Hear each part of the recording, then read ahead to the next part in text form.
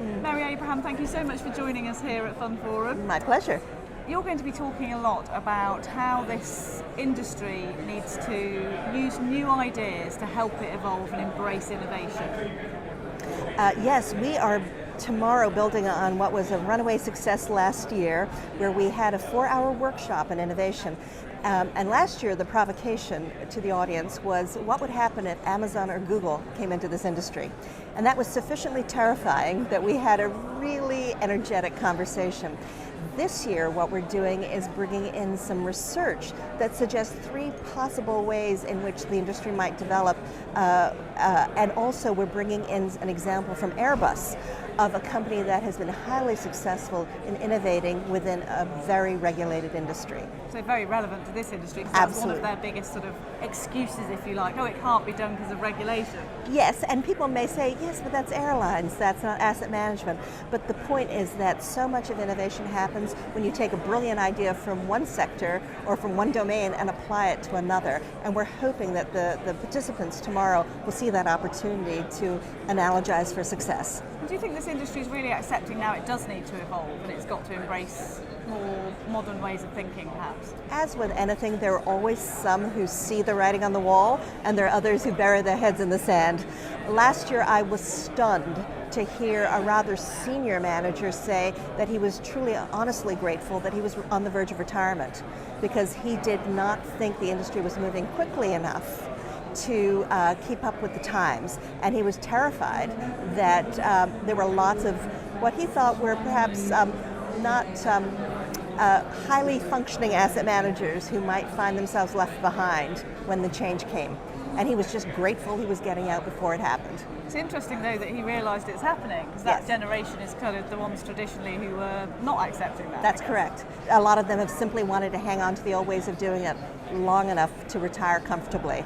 But he saw the handwriting on the wall, and certainly the younger ones in the room saw the handwriting on the wall. It was the middle cohort who were, I think, a little stuck. They had a lot of comfort in the old ways of doing things, but could see that change was going to happen, and honestly didn't have very many ideas at that time about how to keep pace with the change. It's a really stimulating environment here. Lots of conversations happening this year that are very different to even 12 months ago. Yes, and so that gives one hope that people will learn and will grow. The tough question is, will they learn and grow quickly enough? Because if you're really waiting 12 months between step changes, you're waiting too long, and they will have to figure out a way to move faster. And maybe it's having these types of conversations more frequently.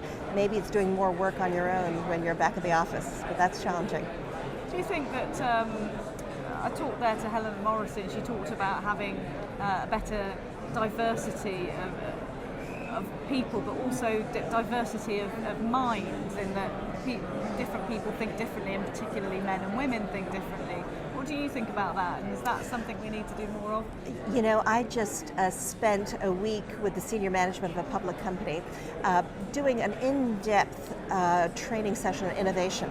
And one of the things we talked about there was the importance of diversity, not just of gender, of sexual orientation or nationality, but of mental models, which is, I think, a similar thing to what Helena Morrissey was thinking about.